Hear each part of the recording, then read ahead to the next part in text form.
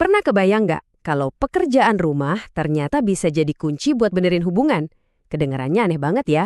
Tapi ada loh sebuah metode konseling yang unik yang justru pakai tugas-tugas terstruktur buat ngebongkar konflik yang udah bertahun-tahun. Yuk kita bedah bareng gimana cara kerjanya. Nah, ini dia pertanyaan utamanya. Apa mungkin sih seperangkat aturan sama jadwal yang kaku benar-benar bisa nyembuhin luka emosional yang udah dalam? Apakah struktur bisa jadi solusi buat masalah hati? Mari kita cari tahu. Oke, ini dia peta perjalanan kita. Kita mulai dari konsep dasarnya, yaitu konseling pakai PR. Terus kita masuk ke alat utamanya, si meja diskusi. Abis itu kita bakal kupas tuntas aturan mainnya, tugas-tugas spesifiknya, dan terakhir kita lihat kenapa pendekatan yang kayaknya kaku ini ternyata bisa efektif banget. Oke, kita mulai ya. Ini bukan sesi curhat biasa. Pendekatan ini tuh fokusnya ngasih tugas yang nyata dan terstruktur. Tujuannya buat ngebangun kebiasaan komunikasi yang benar-benar baru dari nol. Kutipan ini benar-benar nangkap inti masalahnya. Kalau dendam dan pola negatif itu udah mendarah daging, niat baik aja tuh nggak cukup.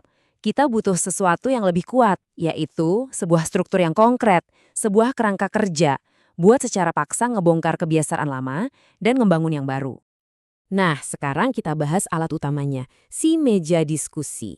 Anggap aja ini bukan sekedar furnitur biasa, tapi sebuah arena khusus yang sengaja dirancang buat menyelesaikan masalah dan cuma buat itu aja. Nah, ini bagian yang paling kuat secara psikologis. Lama-kelamaan, meja itu berubah jadi simbol harapan. Coba bayangin, tiap kali ngelihat meja itu, yang keingat adalah, disinilah kita bisa nyelesain masalah. Kita pernah berhasil kok sebelumnya, berarti kita bisa lagi. Kekuatannya ada di situ. Jadi, gimana cara nyiapinnya? Ada 3 langkah kunci. Pertama, tempat.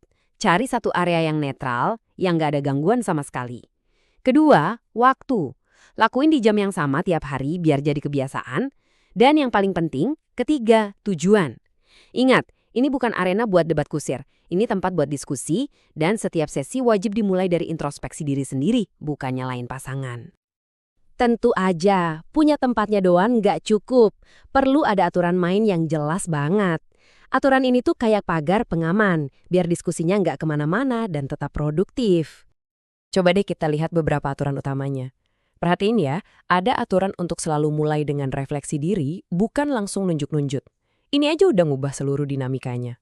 Aturan penting lainnya, dilarang motong pembicaraan, dan dilarang debat.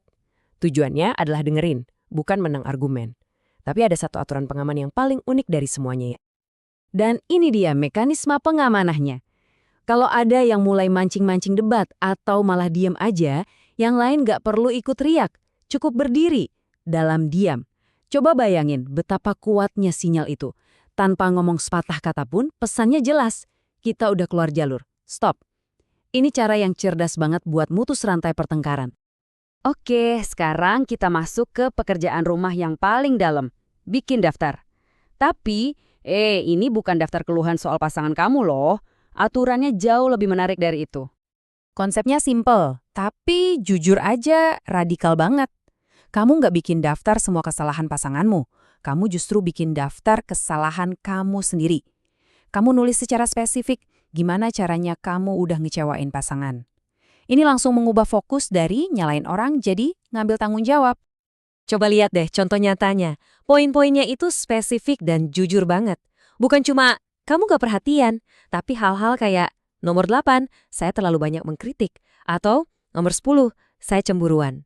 Pengakuan yang konkret kayak gini bikin masalah jadi sesuatu yang bisa diperbaiki, bukan lagi tuduhan abstrak yang bikin buntu. Aturan buat tugas ini juga ketat banget. Langkah pertama, masing-masing bikin daftar. Dan dilarang keras buat ngebahas isinya. Terus, ada langkah kedua yang unik. Kamu boleh nambahin poin ke daftar pasangan kamu. Tapi ini bukan buat nyerang ya. Tujuannya buat ngebantu dia ngeliat blind spot yang mungkin dia lewatin. Sekali lagi, kuncinya adalah dengerin dan terima masukan, tanpa debat. Selain alat-alat tadi, ada 2 pekerjaan rumah lagi yang fokusnya ke aksi nyata. Mencontoh perilaku yang baik dan menjadwalkan waktu berkualitas. Konsep mencontoh ini simpel banget sebenarnya. Perubahan sejati itu datang dari tindakan, bukan cuma omongan. Jadi, daripada cuma berteori gimana caranya jadi pasangan yang lebih baik, metode ini ngedorong kamu buat secara aktif niru contoh nyata. Entah itu dari konselor, teman, atau pasangan lain yang kamu kagumi. Penjadwalan juga bisa jadi alat yang ampuh banget. Seperti yang ditekankan di sini, fokusnya tuh bukan cuma ngabisin waktu lebih banyak. Tujuannya adalah ngerancang waktu yang benar-benar berkualitas.